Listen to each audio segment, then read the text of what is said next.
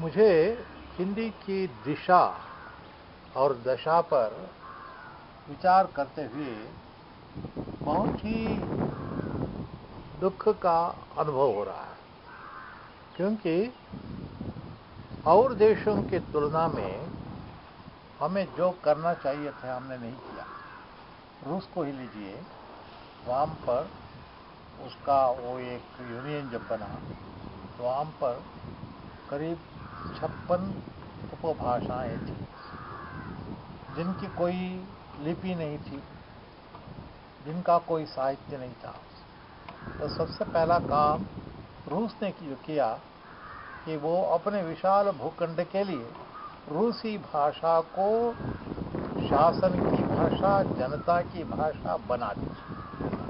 और जब वो कार्य पूर्ण हुआ उसके उपरांत ही उन्होंने ये 56 भाषाएं जिनका मैंने जिक्र किया उनकी ओर ध्यान दिया और उसको लिपि दी, उसके साहित्य का निर्माण किया और उसको समृद्ध बनाने की ओर उनकी दृष्टि गई। लेकिन इसके विपरीत भारत में क्या हुआ?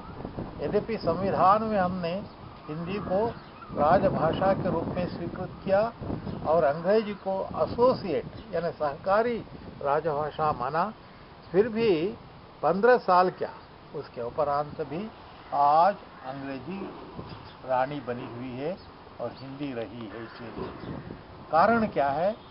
ये नीति की बात नहीं, नीयत की बात है।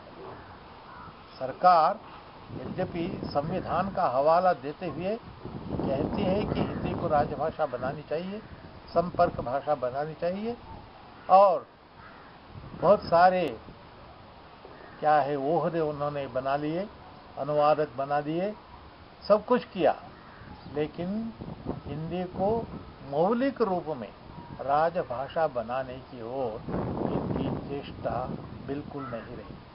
उसको अंग्रेजी की अनुवादित भाषा का ही रूप दिया। आज भी हम प्रशासन में देखते हैं कि अंग्रेजी में सोचा जाता है और अंग्रेजी में सारे आदेश निकाले जाते हैं, उसके उपरांत उसका हिंदी अनुवाद तैयार किया जाता है। अगर यही स्थिति रही तो मुझे शंका है कि हिंदी कभी भी राजभाषा नहीं बन सकती। अंग्रेजों के चले जाने के बाद भी उसका जितना उपयोग होना चाहिए उससे अधिक महत्व उसको मिल रहा है।